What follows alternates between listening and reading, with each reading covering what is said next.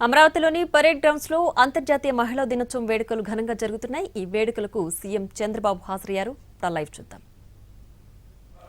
అభినందనలు తెలియజేస్తున్నాను. ఇంకొక పక్క మనం ఒకసారి ఆలోచిస్తే సృష్టికి మూలం మీరే. కష్టానికి, ప్రేమకు, సహనానికి, త్యాగానికి ప్రతిరూపం కూడా మీరు. స్త్రీలను ఎక్కడైతే ప్రేమిస్తారో, ఎక్కడైతే పూజిస్తారో అక్కడ సంపదలకు, సంతోషానికి లోటు ఉండదు.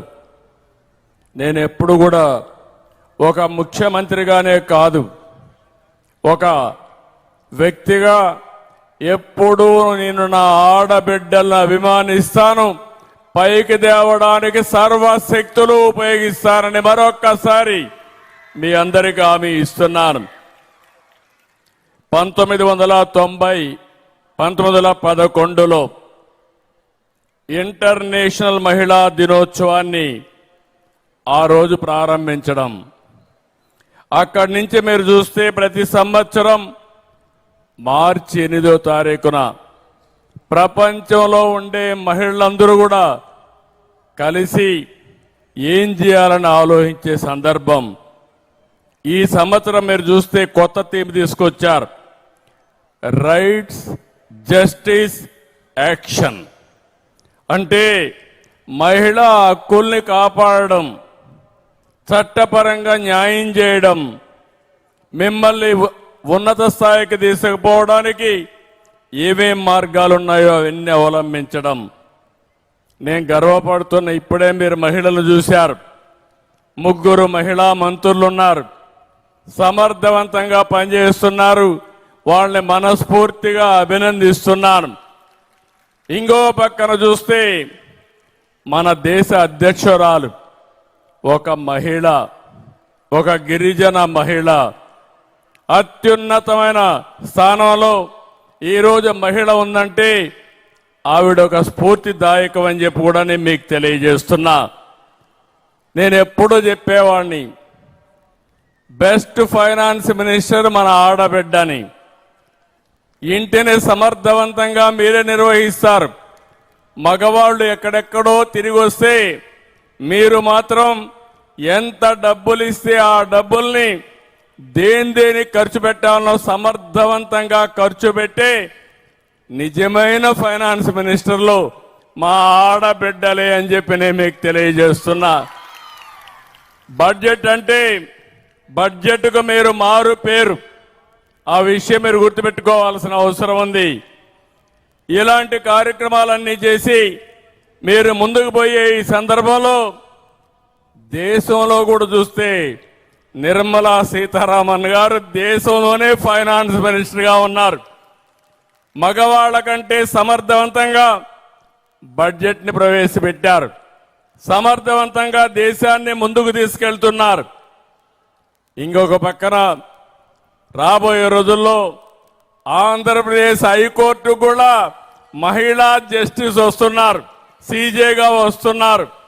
అంటే ఈ రాష్ట్రంలో న్యాయాన్ని ఇవ్వడానికి హైకోర్టులో సీజే కూడా మీలాంటి మహిళే.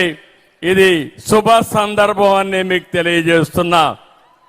అందుకే మీరందరూ ఒక్కసారి ఆలోచించండి. నేనెప్పుడూ మీ పక్షమే, ఇప్పుడే కాదు ఎప్పుడు కూడా. ఈరోజు ఎన్డీఏ ఉంది, నేను, మా మిత్రుడు పవన్ కళ్యాణ్ గారు, ఈ దేశ ప్రధానమంత్రి నరేంద్ర మోడీ గారు, మేమందరం కూడా మహిళల అభ్యున్నతి కోసమే పనిచేస్తున్నాం. మీరందరూ ఒక్కసారి ఆలోచిస్తే నేను ఏం చేశానో మళ్ళీ చెప్తాను. కానీ 1924 రాష్ట్రం మొత్తం విధ్వంసం అయ్యింది, చాలా నష్టపోయాం. కానీ ఆ రోజు మేము ముగ్గురం కలిసింది మళ్ళీ రాష్ట్ర పునర్నిర్మాణం చేయాలని, ఈ పేదవాళ్లకు న్యాయం చేయాలని, డాక్రా సంఘాలకి, మెప్మా సంఘాలకి పూర్వ వైభవం తేవాలని 3 పార్టీలు కలిశాం. మా ఆలోచన ఒకటే, మీకు న్యాయం చేయాలి.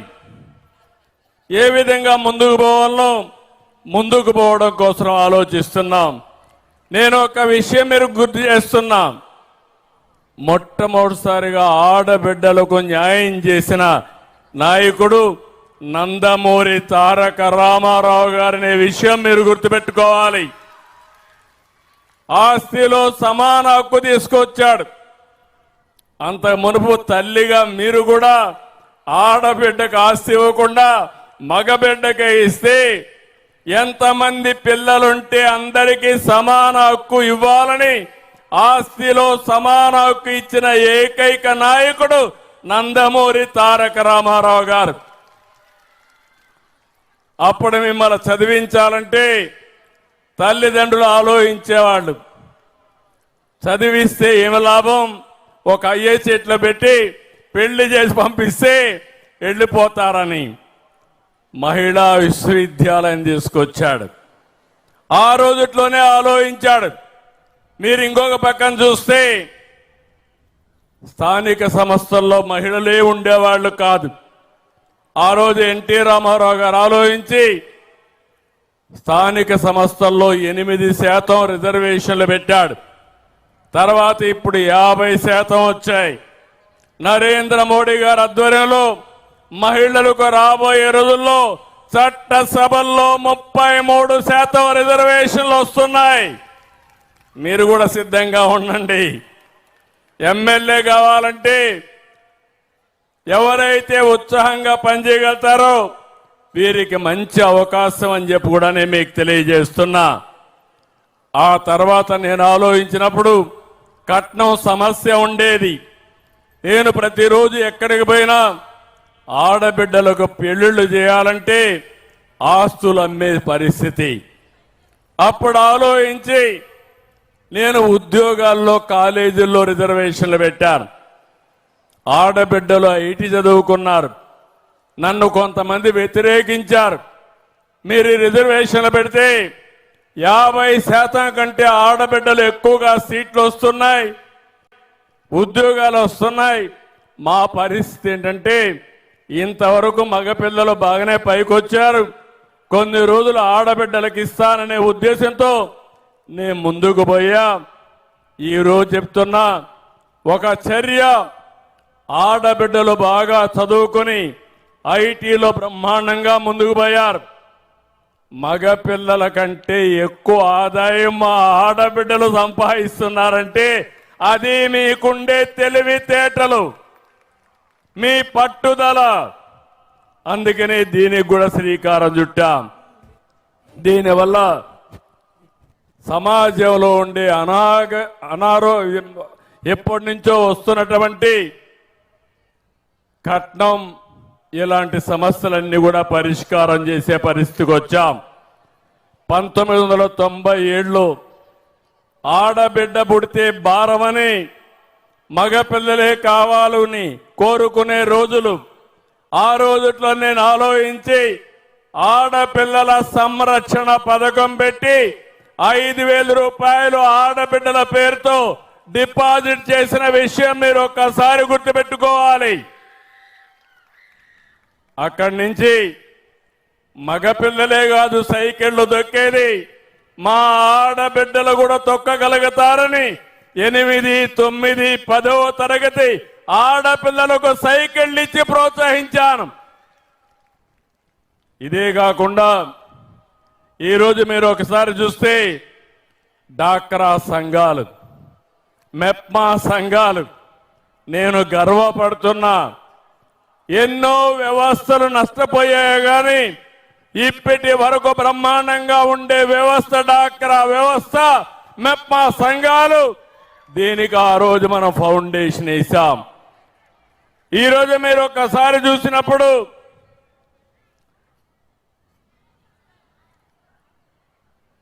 మీరు చాలా మంది ఇక్కడికి వచ్చారు. నాకు పాత రోజులు జ్ఞాపకం ఉన్నాయి. ఒకప్పుడు ఇదే మరిగా పెద్ద మీటింగులు పెట్టేవాడిని, ఆడబిడ్డలందరూ వచ్చేవాళ్ళు. ఆ రోజు ఆడబిడ్డలు ఎక్కడైనా రోడ్డు మీదకి రావాలంటే మగవాళ్ళు ఎగతాళి చేసేవాళ్ళు 30 ఏళ్లకు మనం పేరు గుర్తుపెట్టుకోవాలి. ఏదో మీ చంద్రన్న చెప్పాడని మీరంతా కూడా ఆఫీసులకు వెళ్తున్నారు, ఏమి సాధిస్తారని అడిగిన రోజులు. నేను ఒకటే చెప్పాను, ఆడబిడ్డలు మీరు ధైర్యంగా ఉండండి, ముందుకెళ్ళండి, నాయకత్వం మీ చేతికి ఇస్తారని చెప్పి మీ చేతికి నాయకత్వం ఇచ్చిన రోజులవి. దాంతో కుటుంబ నియంత్రణ మీరే అమలు చేశారు. మీరు చదువుకున్నారు, మీ మగవాళ్ళని చదివించారు, మీ పిల్లల్ని బాగా చదివించారు. ఇంకో పక్క ఎవరైనా మీ ఇంట్లో గాని మగవాళ్ళు తాగుతా ఉంటే తాగే వాళ్ళని ఏ విధంగా కంట్రోల్ చేయాలనో అవి కూడా నేర్పించాను ఆ రోజు. అది కూడా కంట్రోల్ చేశారు. ఇంకో పక్క అత్త మామలు మిమ్మల్ని ఏదిస్తా ఉంటే ఏం చేయాలని కుటుంబం విడిపోకుండా వాళ్ళని ఏ విధంగా కంట్రోల్ చేసి కుటుంబాన్ని బాగు చేయాలో అవి కూడా నేర్పించిన రోజులు అవునా కాదా అని మిమ్మల్ని అడుగుతున్నా. ఈరోజు కూడా సమాజంలో కొన్ని సమస్యలు ఉన్నాయి. గృహ హింస ఉంది. నేను ఒకటే మిమ్మల్ని అందరినీ కోరుతున్నా, అవన్నీ డాక్రా సంఘాల్లో చర్చ జరగాలి, మెప్మా సంఘాల్లో చర్చ జరగాలి. కుటుంబం విడిపోకూడదు, కుటుంబం బాగుండాలి. ఏ ఇంట్లో కూడా ఆడబిడ్డకు అన్యాయం జరగకుండా చూసే బాధ్యత మా డాక్రా సంఘాలదేనని చెప్పి నేను మీకు తెలియజేస్తున్నా. ఇంకో పక్కన ఇటీవలనే ముఖ్యమంత్రి అయిన తర్వాత ఏమేం చేశానో మీకే అర్థమై ఉంటుంది. తల్లికి వందనం, ఎంతమంది బిడ్డలుంటే అంతమందికి 15,000 రూపాయలు ఇచ్చి తల్లిని గౌరవించిన పార్టీ ఎన్డీఏ. అవును అంటే గట్టిగా చప్పట్లు కొట్టి అభినందించండి. మొన్నటి వరకు మీరు ఒకసారి చూస్తే ఆర్టీసీ బస్సుల్లో తిరిగేవాళ్ళు కాదు మా ఆడబిడ్డలు, ఆటోల్లో తిరిగేవాళ్ళు. యాక్సిడెంట్లు అయ్యేటివి, భద్రత లేకుండా ఉండేది. ఈరోజు నేను స్త్రీ శక్తి కింద మా ఆడబిడ్డ ఎక్కడికి పోవాలన్నా గౌరవప్రదంగా మిమ్మల్ని నడిపించే పరిస్థితికి వచ్చాను. ఎన్నికల ముందు చెప్పాను ఒక మాట, చంద్రన్నే మీ డ్రైవర్, ఆర్టీసీ డ్రైవర్, సురక్షితమైన ప్రయాణానికి నేను నాంది పలుకుతానని చెప్పి చేసి చూపించాం. ఇప్పటికి మీరు చూస్తే 50 కోట్ల మంది ప్రయాణం చేశారు. అంటే ఒక్కొక్కరు 10 రోజులు 20 రోజులు వెళ్ళారు. అన్ని దేవాలయాలు కిటకిటలాడుతున్నాయి. ఒకప్పుడు తల్లిని చూడాలంటే చాలా శ్రమ ఉండేది, పెద్దవాళ్ళ పర్మిషన్ కావాలి. ఇప్పుడు ఎవ్వరి పర్మిషన్ అవసరం లేదు. మీకు ఎప్పుడు చూడాలనిపిస్తే అప్పుడు నేరుగా పోయి మీ పాపను గాని మీ తల్లిని గాని చూసిచ్చే పరిస్థితి ఏర్పాటు చేసింది ఎన్డీఏ ప్రభుత్వం. అవునంటే గట్టిగా చప్పట్లు కొట్టి అభినందించండి. ఇదే కాదు, వంట చేసుకోవాలంటే కష్టం అంటే నేనే ఆ రోజు దీపం పెట్టా, సిలిండర్లు ఉచితంగా ఇచ్చా. ఇప్పుడు 3 సిలిండర్లు ఉచితంగా ఇస్తున్నా. ఇప్పుడు యుద్ధం జరుగుతా ఉంది అంతర్జాతీయంగా. దీనివల్ల సిలిండర్ రేటు కూడా పెరుగుతున్నాయి. మీ అందరికి హామీ ఇస్తున్నా, ఓపెన్ మార్కెట్లో సిలిండర్లు పెరిగినా మా ఆడబిడ్డలకు నేను ఇచ్చే 3 సిలిండర్లు ఉచితంగానే ఇస్తానని మరొక్కసారి హామీ ఇస్తున్నాను. ఇది కాకుండా ఆత్మ గౌరవం అనే పేరు పెట్టి ఆడబిడ్డలకు మరుగుదొడ్డి